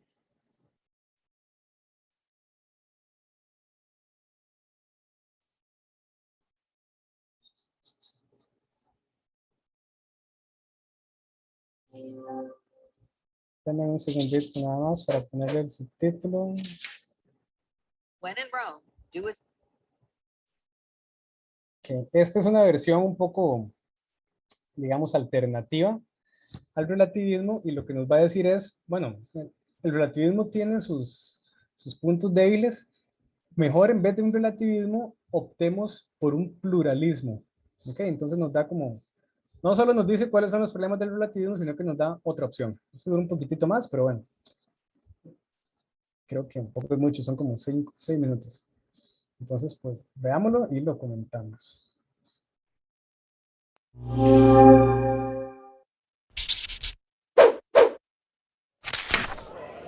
When in Rome, do as the Romans do. We've all heard that advice. If we're talking about following the age-old Italian practice of eating salad after the main course, doing as the Romans do is fine.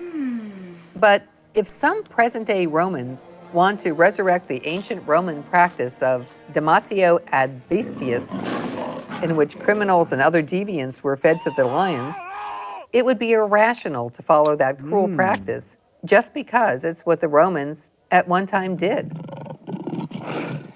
We used to think that people of different skin colors, specifically African Americans, they didn't have the IQ capability as, say, Caucasians. All of these things that we pointed to as hard facts in science were really just things we made up. Relativism is the belief that all it takes to make some potentially harmful act right is the individual's or group's claim that it is right. You can tell that someone is being a relativist when you hear, "Who am I to judge?" or "I can't tell another person what's right for her." When people say it's not okay to judge someone else or judge a specific culture's practice by outside standards, they are practicing relativism. And they're generally not thinking very deeply about what that means. There is more than one right way to live one's life, and that's where the relativists are on the right track. Tolerance is indeed a virtue. But we can allow for a wide range of ethically permitted behaviors and still agree that some actions are wrong. That's to say, ethically prohibited. The problem of being a relativist, if the relativists are consistent, is that they can never make moral judgments about another person's or group's actions. And human beings just don't function that way. Children having bruises. A parent could be a little more liberal in letting their child play around outside, but I think for you to err and say maybe they're being abused and to look into it is better safe than sorry scenario. I think it's totally okay to be judgmental in that case. It's human nature to protect ourselves and our loved ones from being caused harm. How would you respond if someone stole your sister's smartphone, broke into your house, or even held you prisoner just because they wanted to? It's unlikely that you would uphold that person's right to do what he felt was right for him. So we all make moral judgments. But the problem is that we often do it inconsistently. A gunman opening fire in a movie theater? That's simply wrong. Terrorists blowing up school buildings on the other side of the world? Awful, immoral.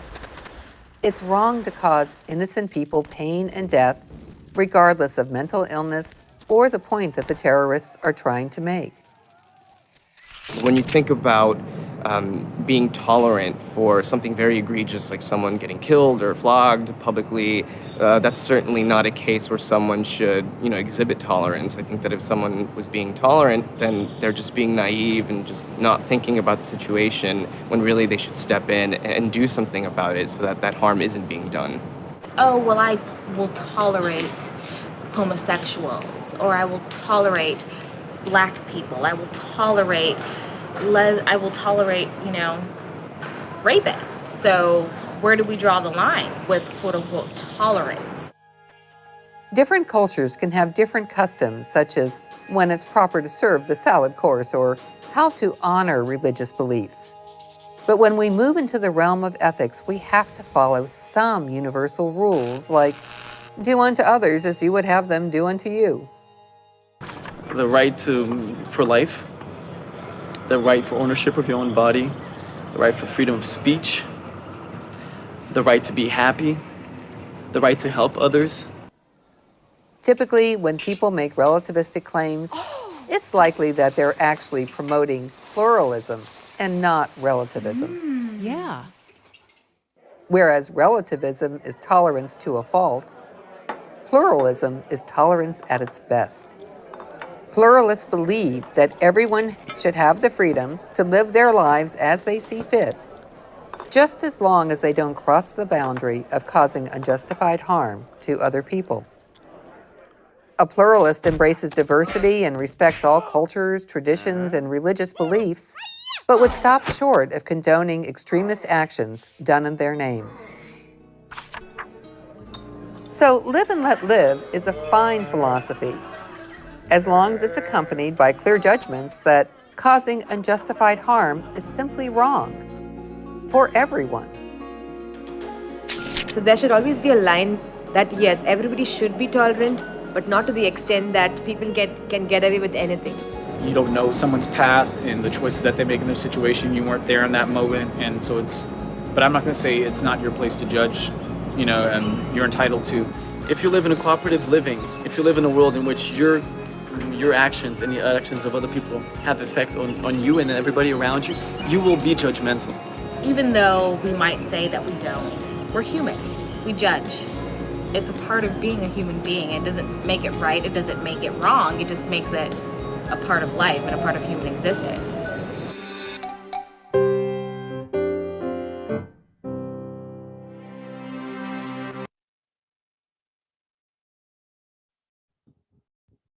Ok. ¿Algún comentario, alguna reacción a este segundo video, chicos? Chicas.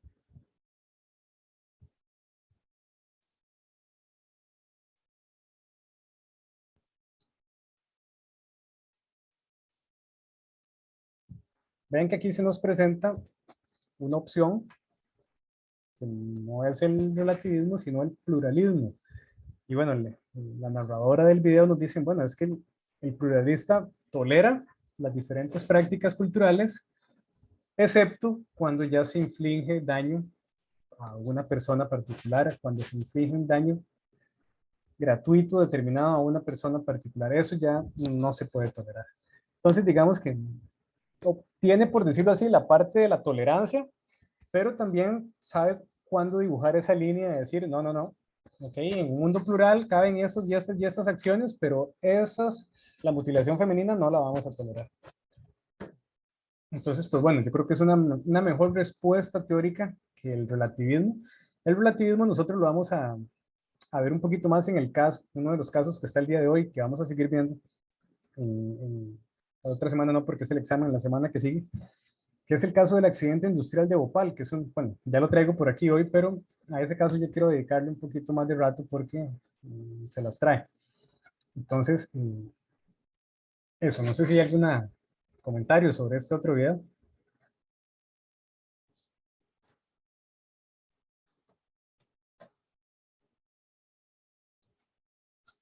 No, se enojaron los aprecistas, ¿vieron? Mentira. Vean, aquí les presento algo que es una paradoja, o digámoslo así, una forma de pensamiento que nos pone, digamos, a ver, digamos, dónde falla la lógica. formulada por un filósofo inglés, Karl Popper, y bueno, lleva por título La paradoja de la tolerancia. Y bueno, básicamente dice, ¿debe una sociedad tolerante tolerar la intolerancia? ¿Verdad? Entonces, pues, el ejemplo aquí son los nazis. Los nazis es como el mejor ejemplo para estos temas, ¿verdad? Entonces dice el nazi, no que muy tolerantes, respeten mis ideas.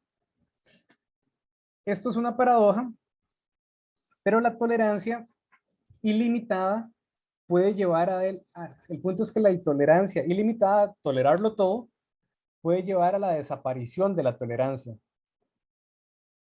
Entonces, cuando extendemos la tolerancia a todos aquellos que son abiertamente intolerantes, como los nazis, los que toleran terminan siendo destruidos y la tolerancia termina siendo destruida con ellos. Entonces, cualquier movimiento que predique la intolerancia y la persecución debe estar fuera de nuestro marco de tolerancia, incluso de la ley. Por más paradójico que sea, dice Karl Popper, para defender la tolerancia hay que exigir no tolerar lo intolerante. Entonces, si queremos que el mundo sea un lugar tolerante, no podemos tolerar a aquellos que no quieren tolerar. Es el punto. Como fue el caso de los nazis. Entonces, ¿el nazismo hay que tolerarlo? No, no hay que tolerarlo. ¿Por qué? Porque pone en riesgo la libertad social, no solo de judíos, gitanos y homosexuales, sino prácticamente de todo el mundo. Entonces, pues bueno, es una paradoja interesante, ¿verdad? No podemos tolerar a aquellos que no toleran. Entonces, por ahí va el asunto. Y aquí, bueno, pues aquí les pongo un poco ya más de materiales sobre el tema de la mutilación femenina, que a mí me gustaría como despertar un poquito de interés y de conciencia sobre esto, porque aunque es algo que no es común en Costa Rica, no quiere decir que no importe. Pasa en un montón de lugares y bueno, es una situación bastante grave que no hay que tolerar, insisto. No se vale tolerar esto de ningún punto, desde ningún argumento. Y los relativistas que lo quieran tolerar, pues tienen un 0 en ética.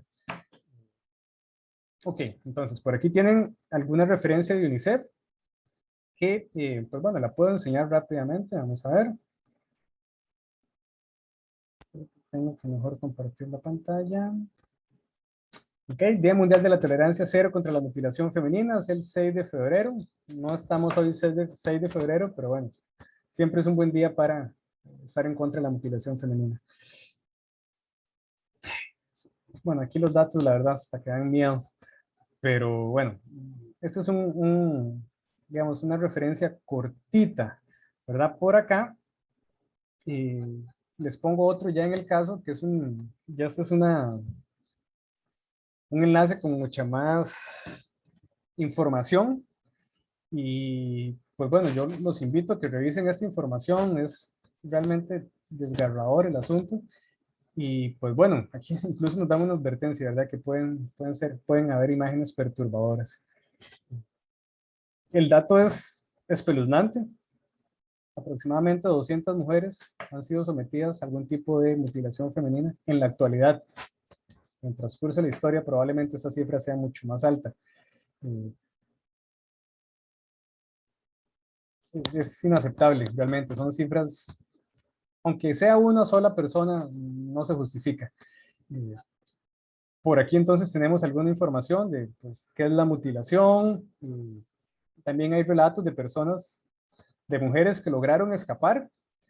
Y bueno, relatos de terror también, ¿verdad? Pero bueno, otras que no lograron escapar y que pues, son activistas por la erradicación de la mutilación, los tipos de mutilación femenina, ¿verdad?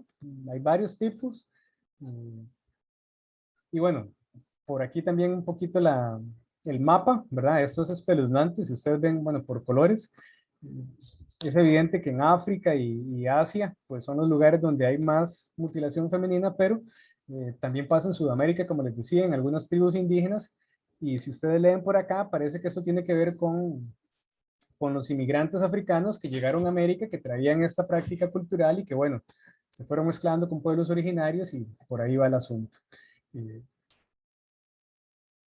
En Estados Unidos y en Reino Unido, pues también viven muchas personas que han huido de esto y que, bueno, que también se da en estas sociedades de primer mundo por personas que vienen de estas culturas que se instauran en países del primer mundo y que lo hacen, digamos, a lo interno de su casa. sin que digamos que el Estado se dé cuenta. Y bueno, yo la verdad no quiero dejarlo para que ustedes lo examinen, ¿verdad? Esto es un tema fuerte, la verdad. A mí, pues, la verdad siempre me pone como molesto, digamos, esta situación, ¿verdad?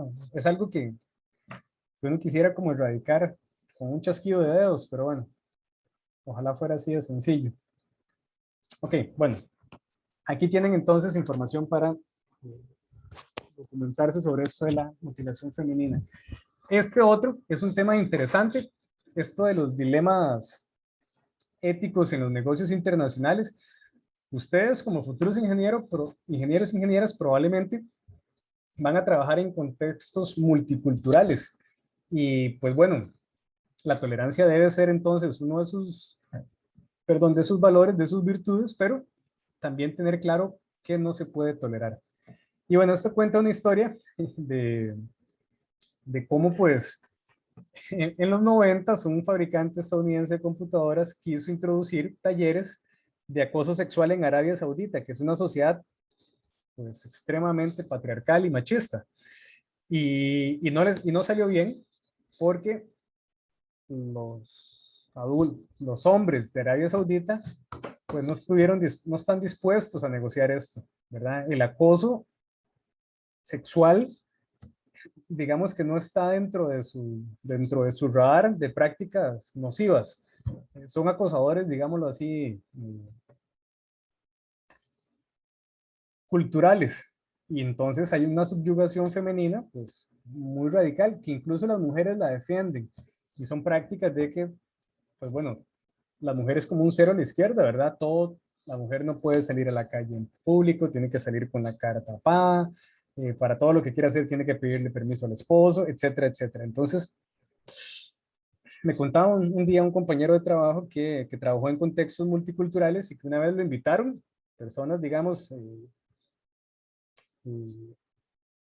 eran árabes, sí, a la casa. Y bueno, que él se sintió honrado por estar en la casa, pero que todo lo que hablaba con la esposa tenía que hacerlo a través del esposo, que no la pudo saludar porque ellos no, a la esposa solo la toca el esposo. Y bueno, un montón de cosas que uno dice, pobrecita las mujeres que viven en estos contextos. Desde afuera uno dice eso, ¿verdad? Y desde adentro yo supongo que, o sea, hay muchas más razones. En fin, este es otro dilema por aquí. Y bueno, habla un poquito todavía del relativismo y del absolutismo cultural. Y bueno, apunta también a un enfoque, digámoslo así, intermedio. Entonces, por ahí ustedes pueden revisar esta información. Y bueno, ya para llegar a los casos, aquí el primer caso es el caso, no es un caso como tal, sino es más un tema ético, ¿verdad? Que es el tema de la mutilación femenina, o mejor dicho, el problema ético de la mutilación femenina. Bueno, ustedes aquí tienen el enlace que les enseñaba hace un rato para que puedan documentarse y extraer ahí los problemas y pues analizarlo. El segundo caso es el accidente industrial de Bhopal. Si no lo conocen, pues se los cuento rápidamente. En Bhopal, una ciudad en India, se instaló una compañía, Union Carbide, que era una compañía donde su casa matriz estaba en Estados Unidos, y pusieron una subsidiaria en Bhopal, India. En India, en ese contexto, digamos, en ese momento, estaba en lo que se conoce como su revolución verde, ¿verdad? Estaba impulsando, digamos, el uso de agroquímicos y durante mucho tiempo a la fábrica le fue bien, era una fábrica de agroquímicos, producían un agroquímico que se llama el Sebin, que digamos uno de los principios activos era el isocianato de metilo, un producto muy tóxico para seres humanos y animales. Y bueno, el asunto fue que empezaron a bajar las ventas, la fábrica empezó a recortar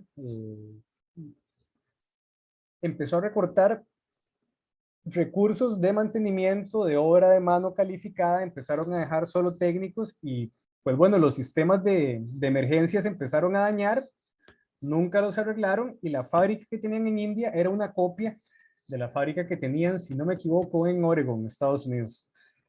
Y la fábrica en Oregon, todos los sistemas de seguridad funcionaban y la fábrica en India no funcionó ninguno.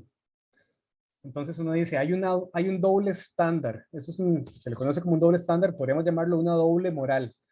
En un país se toman todas las medidas y en otro país no se toma ninguna medida, se deja. Cuando la catástrofe pasa, se libera un montón de gas de este isocianato de metilo. Según la regulación del momento, podían tener almacenado media tonelada de isocianato de metilo y tenían 42 toneladas.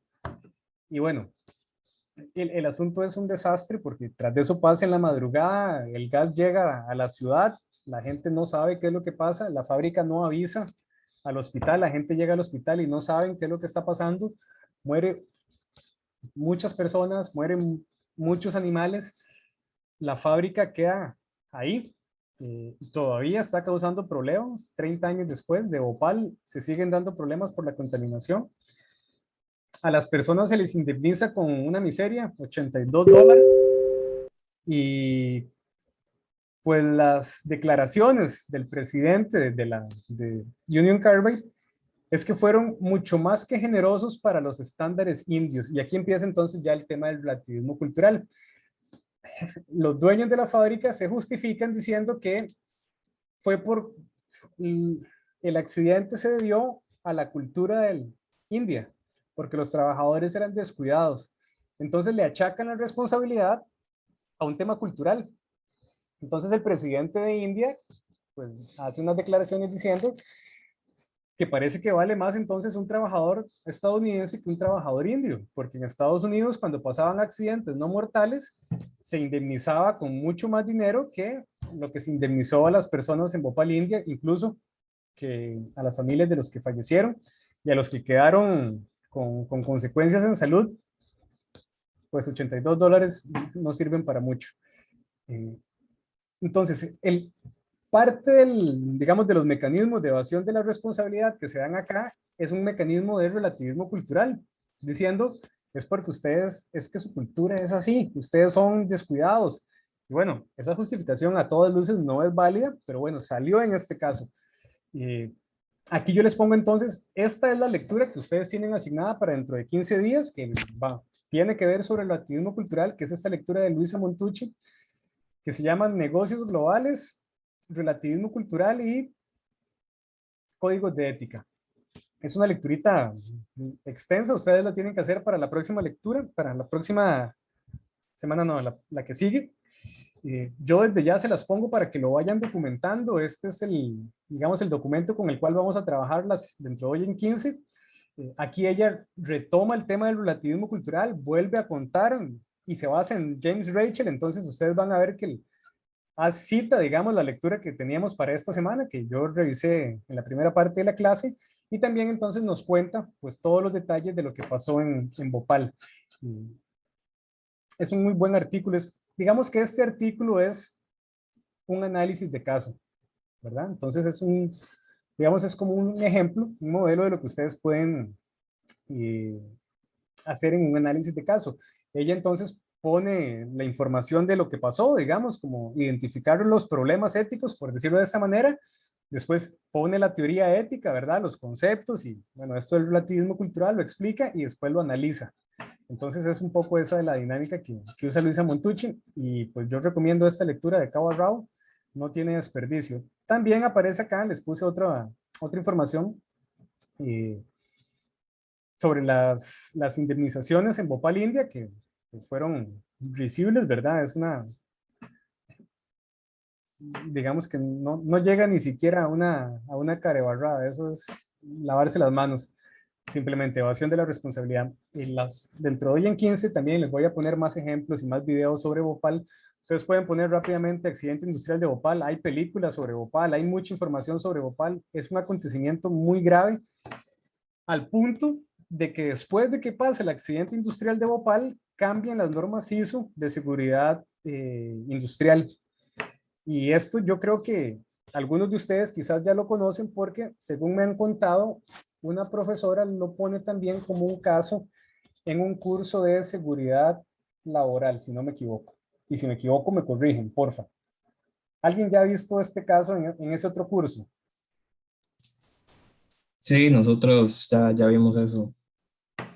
¿En qué Hace curso? creo que como 1 o 2 semanas. Ahí en seguridad laboral. Ok, bueno, sí, no la pifié.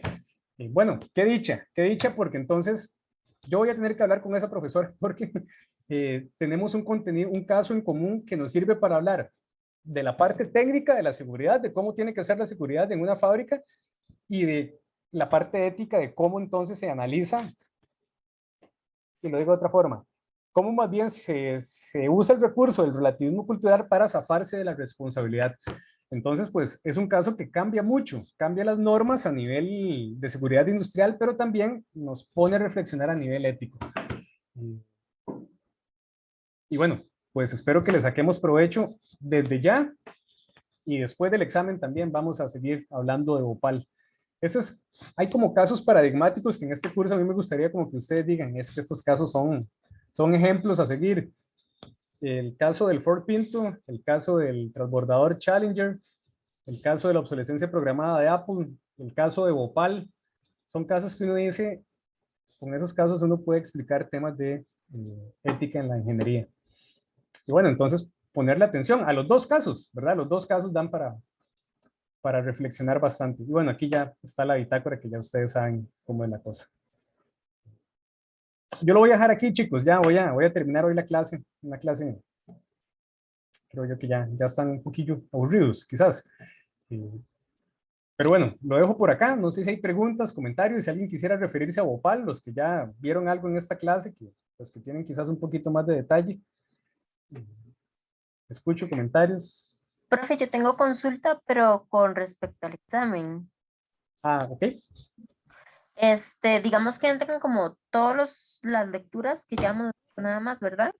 Sí, entra todo lo que se evalúa hasta 8 días, lo que se ha conocido en clase hasta 8 días antes. Entonces, esto también Hasta entra. lo de hoy. Hasta lo de hoy, exactamente. Recomendación, revisen sus bitácoras, revisen las preguntas que vienen en la bitácora, revisen los casos que han aparecido ahí en las clases. Es un examen relativamente fácil, ¿verdad? Hay preguntas de teoría, hay al menos un análisis de caso. Todavía no lo he terminado, ahí ya medio lo empecé, pero bueno, no es nada del otro mundo, no es nada que no hayan visto en clase, no va a salir nada nuevo, digamos que todo lo hemos trabajado aquí en clase. Entonces, pues si quieren también ver videos por ahí, el examen es para la casa, tienen una semana de tiempo, entonces yo confío en que ustedes, como es un curso de ética, pues no van a copiar, lo hacen ustedes solos. Y bueno, si han hecho las bitácoras, si han hecho las lecturas, yo creo que se sacan una muy buena nota.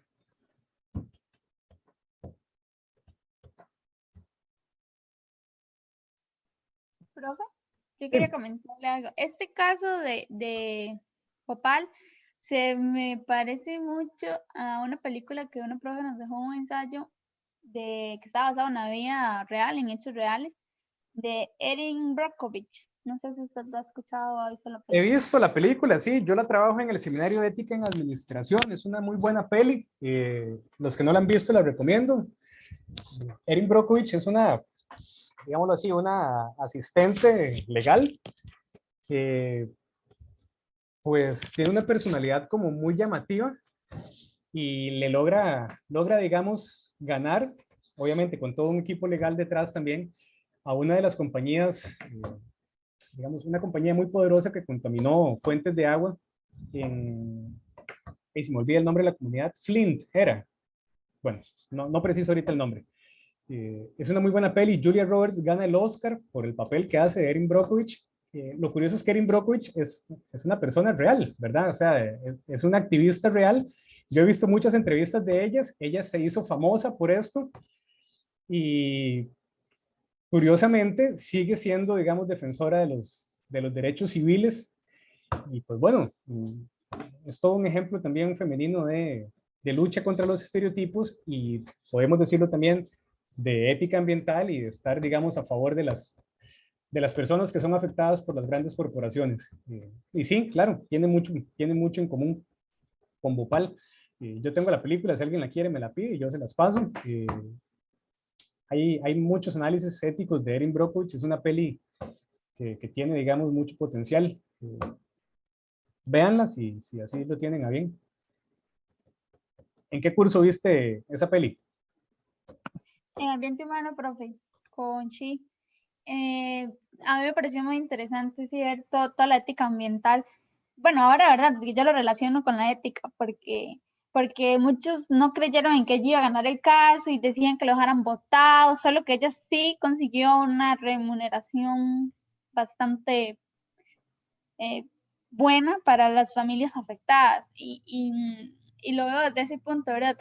Tanto el problema ético y la empresa que intentó sobornar, como el problema, o sea, como la situación ética en la que la ponían a ella, ¿verdad? Y lo que ella logró gracias a que ella quería el bien para la comunidad, ni siquiera por ella misma, porque bueno, no sé si básicamente lo que pasa en la película pasó en la vida real, pero o sea, se peleó con la pareja, se separaron y de todo, porque ella estaba metida en quien necesitaba ayudar a esas personas y era lo que tenía que hacer y ya, ¿verdad? Entonces sí. Siento que, y creo que he visto un video de esto de Bhopal y, o sea, tienen como un mismo fin, básicamente. Y empresas grandes también que intentan desvalorar la vida humana desde un cierto punto, entonces sí se me parecen mucho los casos. Tiene cosas en común, claro. Lo que vos señalas es muy importante. En el caso de Erin Brockovich, bueno, de esta película, ella logra que se indemnicen a las personas y pues con un buen recurso económico porque están muy mal de salud. En el caso de Bhopal, tristemente no pasa eso. ¿Qué es lo que pasa? Que la indemnización, en el caso de Erin Brockovich, se dio en Estados Unidos, mientras que la indemnización en Bhopal era una transnacional que pagaba en India. Entonces, digamos que ahí sale también el tema del relativismo y pues la indemnización no fue nada buena. Además, Erin Brockovich, lo que ella, digamos, en esta película, hay muchos temas de ética ambiental, claro está, pero también hay unos temas que nosotros vamos a ver todavía un poquito más adelante en el curso, que son los temas de responsabilidad social empresarial. Y pues bueno, ahí brilla por su ausencia, ¿verdad? La responsabilidad social, aunque al final paguen, hicieron todo lo posible por no pagar, es decir, los tuvieron que obligar a pagar. Y bueno, hay mucha tela que cortar ahí en ese caso. Es un caso que ustedes pueden analizar, dicho sea para el análisis de caso que ustedes tienen que hacer para este curso. Ahí hay muchos temas de ética que pueden trabajar y bueno, si ya tenés como, si te gustó la peli y te interesa, digamos, discutirlo desde la ética ambiental, desde la responsabilidad social, por ahí entonces puedes aprovecharlo para análisis de caso. Igual que Bhopal también, ¿verdad?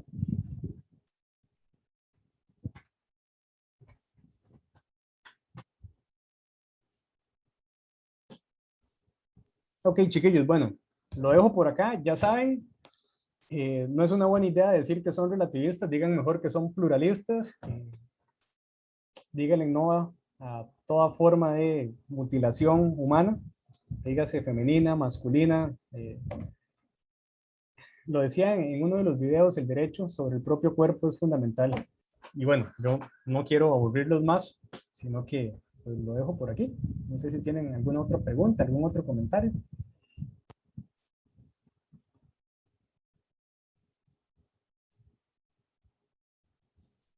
Profe, la otra semana igual habría como clase, digamos, para que usted explique el examen o ahí. Sí, la otra semana vamos a ver. Lo que va a pasar es que va a ser una clase cortita. Nos conectamos igual. Obviamente yo le subo el examen al test digital antes, pero yo vengo y abro el examen y leo las preguntas y explico, digamos, sin soplarles del todo, pero lo vemos, lo explicamos, aclaramos dudas y pues después ya ustedes se van para la casa a hacerlo. Y se quedan en la casa haciéndolo, mejor dicho. Y pues yo también atiendo consultas durante toda la semana y etcétera. Pero entonces es una clase como corta porque venimos a hablar del examen, lo revisamos, que todo quede claro y después, bueno, eso queda grabado. Igual yo subo la grabación y ya después ustedes se encargan de atender lo que se les pide. Pues bueno, esa es la dinámica de la próxima semana. No, ok, gracias. Gracias, profe. Buenas tardes. Buenas noches. Listo, pues bueno, entonces quedamos aquí, chiquillos. Buenas noches, que estén muy bien. Éxitos en el semestre, a medio semestre ya. Y bueno, echarle ganas. Buena vida, profe. No, muchas gracias. Gracias, profe. Buenas noches. Buenas noches, chiquillos, que estén bien. No, profe, por allá. Buenas noches. Hasta luego.